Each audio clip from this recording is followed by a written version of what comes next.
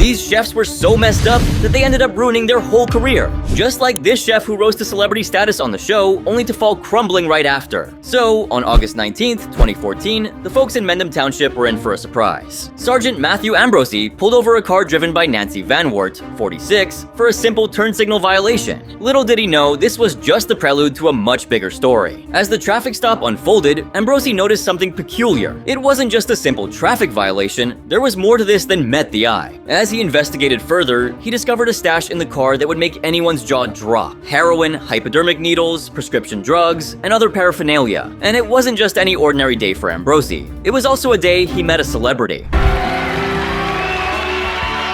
Dream come true. It was none other than Dave LeVay, the winner of Hell's Kitchen Season 6. No matter how messed up my wrist is, I can take the pain, and I'm here to stay. Ambrosi noted that Dave also seemed to be under the influence of a narcotic pain reliever. When Ambrosi asked Vanart if he could search her car, she initially refused. But the threat of impounding the car and obtaining a search warrant changed her mind. She relented and allowed a search of 2 bags in her car. So, what started as a routine traffic stop ended up being a dramatic drug bust with a celebrity in the mix. Quite the unexpected turn of events. And if that wasn't enough, there was also a mirror holding an unknown white powder. Anyone want to take a guess? My money's on cocaine and a hefty sum of cash, totaling $4,070 according to the police report. But wait, there's more. During the search, Ambrosi came across a ledger that seemed straight out of a drug dealer's playbook. It contained records of illegal narcotic sales, detailing buyers and transactions, according to the police. Safe to say, this wasn't your everyday diary. With these discoveries, Vanart was in a heap of trouble. She was arrested for possession of the prescription pills and the white powder, your guesses are probably spot on by now, and faced a series of charges. Possession of a prescription legend drug with 4 doses or less, possession of a prescription legend drug not properly stored, failure to provide an insurance card, and possession of a controlled dangerous substance in a motor vehicle. Oh, and of course, the initial reason for the stop, failure to signal a turn, which seems like a minor detail now. So, although he didn't really mess up on the show, he did right after he left.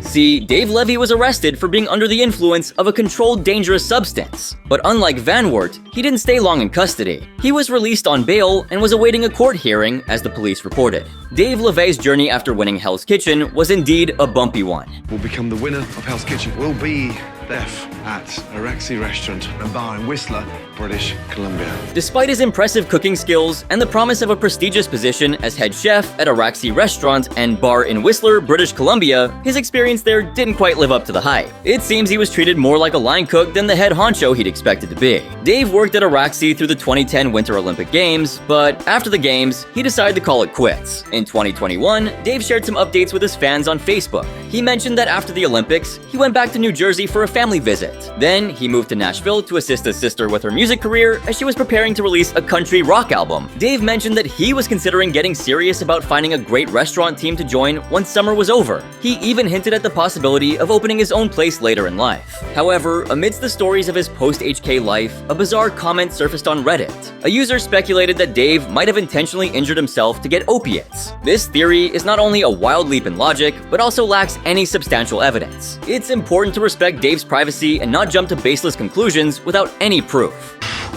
I'm just experiencing so much pain, nervous that I'm not gonna be able to perform. But Dave isn't the only Hell's Kitchen winner to mess up post-victory. Something really odd happened to Danny Veltri, the winner of Season 5. Hell's Kitchen this year will receive $250,000 and a position as head chef in a brand new restaurant at the luxurious... Turns out, it was all just a prank or a rumor, nothing serious. Post-victory, there was a big confusion about Danny's job title. It didn't quite live up to the hype, much like what Dave experienced. Here's a snippet.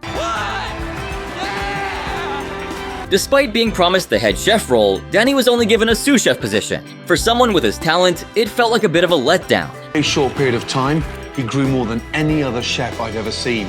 He now has the talent, the maturity to become a great head chef. Borgata Resort should consider themselves lucky. I know I would. So, what did Danny do? He took the reins and started his own catering business. He wasn't done there. Danny helped open a cool beachside restaurant called the Gnarly Surf Bar and Grill. After that, he landed a top chef role at Vince Carter's restaurant in Daytona Beach. You can check it out here. But then, in 2012, things took a turn. There were reports that Florida police got a call about a drunk driver causing a scene at a gas station around 4:15 a.m. on a Sunday. When the cops cops arrived, they found Danny near a 2005 Dodge Neon, not in the best state after some heavy drinking. According to the police, he took a breathalyzer test, and it showed a reading of 0.12, which is higher than the legal limit of 0.8. Danny, who was the GM at the Gnarly Surf Bar and Grill at the time, had a rough night. He ended up at the police station, but was released after posting a $500 bail. Despite the bumps in the road, we'll always remember him for his talent. According to a Reddit user who worked closely with Danny for 2 years, the show had a significant impact on him. The user, who knew Danny well, described him as a chillest dude before his appearance on the show. They shared good times together, but post Hell's Kitchen, Danny was not the same person. The source went on to say that Danny had high hopes that being on a reality show would elevate his career, but upon returning home, he realized that his life hadn't changed as dramatically as he'd hoped. Reality TV might shine a glamorous light, but it often doesn't guarantee success or happiness. Danny's experience is a testament to the fact that the glittering spotlight of TV fame doesn't always lead to a golden path. However, it's heartening to know that Danny has worked on himself post-show and has been able to create a fulfilling life for himself and his daughter. The culinary field anyways, but to just have all that added pressure and then the potential of winning and the prize money and the job, it's just such an unbelievable amount of pressure that it's make or break. That is what Hell's Kitchen is. Well, his resilience and determination are commendable. Here's to wishing Danny all the success and love in the world. May his journey inspire others to persevere through tough times and find their own path to happiness. It's interesting how some contestants seem to thrive on causing drama. Take Sarah from season 2, for example. She stirred the pot from the get-go, specifically targeting Virginia. You want to start lying to me. I'm not lying to you, Chef. Ready when I am. I'm ready. Wait for your call. Crazy just how she set out to sabotage her fellow competitor. But Virginia wasn't one to be underestimated. She reclaimed her immunity and, in a sweet turn of events, eliminated Sarah from the final 3. Virginia, Yes, Chef. I respect your decision. Sarah, Chef. take off your jacket. Yes, Chef. Leave Hell's Kitchen. And speaking of comebacks, let's not forget Russell from season 8. He was a real piece of work, to put it nicely. I'm not doing this for my 15 minutes of fame. I'm doing this for a fucking career, so step off. Wait, watch your language. Watch my language. I'm a grown-ass man. Yes, he was always aggressive, but for all his cockiness, he lost the finale to Nona as seen in. You will never get a job in any city I work. I'm gonna definitely blackball you guys because you guys me so royally. He got what he asked for, in a way. Do you remember season 7, episode 8? Put your ass under the table, and I'll prove to you that I'm a good cook. Well, it showcases a contestant who proved her worth. She made her intentions clear. Another contestant's condescension was on full display. With Siobhan, she's not passionate or technical. People say it's easy, like with Siobhan. Well, I understand. Talk about being proven wrong. Chef Ramsay announced a fun yet challenging task for the contestants. I want to test each and every one of you for your level of creativity. He revealed that each chef had only 30 minutes to create a mouth-watering sandwich. Given the chaotic nature of the season 16 boys, they would likely have crumbled under the pressure. Before heading back to the kitchen, the chefs were handed a list of all the ingredients available to them. These are the ingredients. Have a good look. Do you enjoy the French dip? Yeah. Now, create something just as exciting. The clock started ticking, and the chefs rushed to the kitchen to begin crafting their culinary masterpieces. In the red kitchen, Benjamin inquired about the tuna, to which Siobhan replied that she already had hers under control. Anybody looking for tuna? I got my tuna already. Benjamin, in his typical overbearing manner, reminded her to trim off the bloodline, but Siobhan brushed off the comment feeling targeted. Cut the bloodline off it, Siobhan. Yeah, my tuna doesn't have much of the bloodline on it, actually. Despite this, she was determined to show Chef Ramsay that she had the skills to succeed. If I can prove to myself that I can kick some butt, Chef Ramsay sees that that's all that matters. Before the judging began, Chef Ramsay instructed the red team to eliminate one of their sandwiches due to having an extra member. Good one. So soft bread and then I like my, I don't care. I like my sandwich. I'm not backing down. The red team, without hesitation, discarded Siobhan's creation, with Benjamin expressing his dissatisfaction. Siobhan's sandwich, when I was eating at a restaurant, I'd be pissed and I would want my money back. Siobhan felt frustrated by yet another setback. However, fate had a twist in store for her. With the score tied at 3, Chef Ramsay called Siobhan to taste her sandwich. I've got to break the tie. Let's go. Thank you, Chef. I appreciate it. Benjamin remained skeptical, doubting she could pull off a win. That just sucks. I mean, we're gonna have to rely on her to get the job done. There's no way. Siobhan presented her ahi tuna sandwich, complete with challah bread, cheese, grilled pineapple, oranges, and prosciutto. Chef Ramsay deemed it superior to Fran's creation. Red team, you should have sent Siobhan's dish instead of Fran's. Blue team, you win. Benjamin's reaction was priceless, and the blue team clinched the challenge victory. Siobhan felt rightly furious that her teammates had doubted her cooking abilities and was glad they were to blame for the loss. I think I can't cook. My sandwich was better than Fran's. Their fault. We lost. lost a challenge. It's always satisfying to see underdogs rise to the occasion and prove their doubters wrong, and Siobhan did just that, making her win all the more sweet. But this next contestant often found himself in situations that were both intense and awkwardly humorous, just like this time right here. You do seriously surprise me. Thank you, Chef. Well, the poor guy was hoping for praise from the ever-demanding Chef Ramsay, but his expressions soon turned sour as reality hit. You surprise me to how shit you are. Oh, thank you. His grin now looked more foolish than confident. It's one of those classic Hell's Kitchen dramas, full of high stakes and even higher expectations. First thing you gotta do is clean up all this shit. Fucking stinks out here. This is what happens when you don't win challenges, Ben. Up next, we got another cringeworthy moment when Kristen's walked up with her dessert disaster. Sit. Behind you. Get up here. Yes, chef. Turn around. During a critical dinner service, Kristen was tasked with overseeing the dessert station. What began as a standard evening took a turn for the bizarre when she likened her teammate Vanessa's errors to circus antics, little realizing that she too would soon find herself in a spotlight of embarrassment. As Chef Ramsay called out the entree orders, expecting Kristen to repeat them back, a common practice in professional kitchens, it became apparent that she was not fully present in the moment. Her mind seemed to be elsewhere, leading to a series of mistakes that were hard to watch. Chef Ramsay, keen to ensure that no detail was missed, had sous chef Christina write the orders on Kristen's back. Oh my god, what is happening right now? Why are you writing on my While the gesture was meant to jolt Kristen back to reality, it also served as a stark reminder of the high-pressure environment Hell's Kitchen creates. Despite the culinary drama, the red team was unable to recover from their mistakes and ultimately lost the service. The situation not only highlighted the importance of focus in a professional kitchen, but also the unpredictable nature of the show. Another bizarre moment that left viewers feeling uncomfortable was from the 100 Animo Venice Charter Portion Challenge. You'll be 18 in 3 months. You want to go to prom. During the service, a contestant flirted with a student who was about to turn 18, adding an awkward layer to an already intense challenge. These moments, among many others, make Hell's Kitchen the spectacle it is. Now, season 17 of Hell's Kitchen certainly delivered its fair share of unforgettable moments. And if you asked me to pick one, then I'd go with the Seafood Tower Challenge, which stood out as one of the messiest moments. The red team's loss in this culinary gauntlet led to a punishment that was not for the faint of heart. I'm serious. Upon their defeat, the red team faced a Herculean task, handling a staggering 100 pounds of seafood deliveries. This was no ordinary mountain of fish. It was a pile of slimy, stinky specimens that needed to be prepared for both kitchens. The punishment, meant to be both laborious and demoralizing, was a clear indication of Chef Ramsay's high standards. But the real shock came in the form of a disgusting fish soup. Crunchy shells and oh. This concoction was more than just unappetizing. It was a test of wills, a challenge that could turn the strongest stomach. The sight of the soup alone was enough to make even the most seasoned chefs queasy, and the red team was forced to face this culinary nightmare head-on. During lunch, when the moment of reckoning arrived, Elise, the drama queen of the season, attempted to dodge her fate. She feigned a lack of adventurous spirit, claiming she didn't take even the tiniest nibble of the soup. In a bold move, she lied to sous chef Christina, insisting that she had indeed sampled the vile broth. I did. However, her deceit was short-lived, as sous chef Christina, smelling something fishy, was onto her. Yeah, sous chef Christina, like a seasoned detective, decided to conduct a breath check on everyone. You're gonna line up and I'm gonna smell your breath. I mean, there was no place to hide. Elise was caught red-handed. So if you're lying to me, it's gonna be an issue. The sous chef, in a moment of poetic justice, made Elise eat a real bite of the soup right then and there, in full view of the team. Team win, team loss, you know? The humiliation was palpable, and Elise likely wished for nothing more than to vanish into thin air. However, as is often the case in Hell's Kitchen, Elise stayed put. Her pride bruised, but her drama queen status intact. She soldiered on only to continue wreaking havoc among her teammates every other day. But you know what? Fast forward to season 16, and we see Andrew and Johnny bullying Kimberly, doubting her abilities.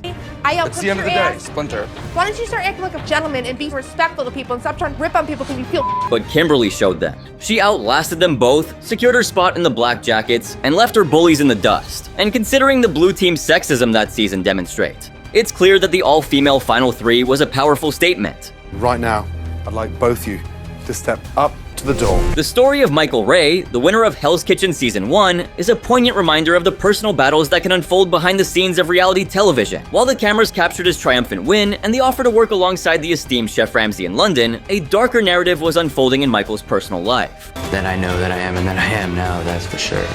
His initial elation at winning the coveted prize was quickly replaced by a deep sense of regret as he grappled with the reality of his situation. In an interview with the BBC, I'm like living under the Burbank underpass off the 5. Michael candidly expressed the agony of his decision, admitting that it was the hardest he had ever had to make, and one that he continued to regret. Underpinning his struggle was a battle with addiction, a private war that had been brewing long before he stepped into the Hell's Kitchen arena. Michael had undergone back surgery for scoliosis a couple of years prior to the show, leading to a dependency on powerful opioid painkillers prescribed for his recovery. Harrington rods put in my back, and I had my thoracic spine fused. Surgery, I actually had an overdose on morphine. This addiction, while concealed from the public eye, was a constant presence, sapping his mental energy and affecting his ability to focus on his culinary ambitions. Despite his efforts to manage his addiction while on the show, Michael found himself in a precarious position. He handed over his prescribed pills to the producers, attempting to maintain a facade of control, but resorted to sneaking his own stash into the house. I lost a lot of weight that I'm really trying hard to gain back right now. His addiction grew, with a relentless need for additional doses from his doctor. The reality of his situation hit home when he was flown to London for a 5-day preview of his potential future. Yet, the excitement of this opportunity was overshadowed by the haunting fear of being without access to his drugs. The stark contrast between his professional triumphs and personal struggles is a sobering tale that underscores the complexities of addiction and the challenges faced by individuals in the public eye. Well, let me tell you, Michael had big dreams of opening his very own restaurant in the City of Angels, Louisiana. With a family growing and money in his pocket, life looked promising.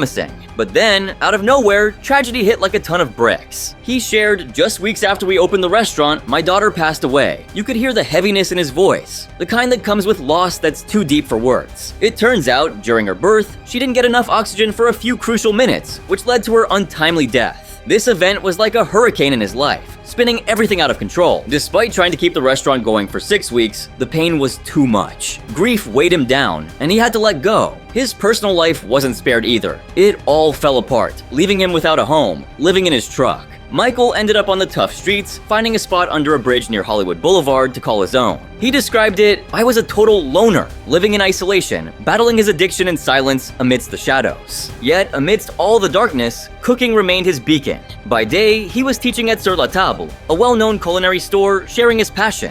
But by night, under that bridge, he was fighting his demons, relying on drugs to dull the pain, trying to find some peace in the chaos of his life. It was a stark contrast, the days full of light and the nights shrouded in darkness. We've always used drugs to keep us moving forward, you know, since I made the choice of trying to get sober, because doing lines of cocaine in the back of the prep kitchen. Man, Michael's story just keeps getting heavier. After everything that happened, he found himself needing meals from homeless shelters. But you know what? Even in those tough times, his love for cooking never left him. He'd find himself in the shelter kitchens, whipping up dishes, adding a bit of love and skill to the meals. Then there's the dark side of his story. For years, he was hooked on these super strong painkillers, stuff that doctors prescribe when you're in a lot of pain. But when he moved to New Mexico, his doctor said no more. That's when the real struggle began. Withdrawal hit him like a freight train. He tried to get help, went to rehab, but they couldn't handle the intensity of his withdrawals. They told him, "You need a hospital, buddy." With the addiction screaming in his ears, Michael was pushed to the edge. He had to do something, and it was drastic, a move that showed just how deep his desperation went. It's that struggle that has really kept me going for so long now, you know? Remembering that his pharmacy was the only one around with all its meds out on shelves overnight, he made a choice born out of sheer desperation. With an axe in hand, he broke into the place, grabbed what he needed to feed his addiction, and made a run for it into the lonely desert. This wasn't just a moment of crime. It was a scream of a man at the end of his rope. It was a stark demonstration of how far addiction can push a person, how it can take over, dictating every move, every decision. Michael's story here is a raw look at the bottomless pit of despair that can come when you're fighting a beast like addiction. It's a reminder that sometimes the fight against addiction isn't just a fight, it's a battle for survival, a struggle to hold on to one's humanity amidst a storm that tries to wash it all away. Here's hoping Michael finds a way to turn his story around, to rise from these ashes and find a path to healing and recovery. Gordon and Hell's Kitchen are like disappointed with me. Like, I'm the first winner. I needed to be like, look, this is our winner. And look. But he came out of it. And if you want to know how he turned his life around and what's he up to now, be sure to check out the video I made about it. So, can you think of more times when chefs tossed their careers out for good? Make sure to let me know in the comments below. And, of course, if you enjoyed the video, make sure to leave a like, subscribe, and turn on my post notifications. And while you do that, don't forget to check out this next one right here. It's even better.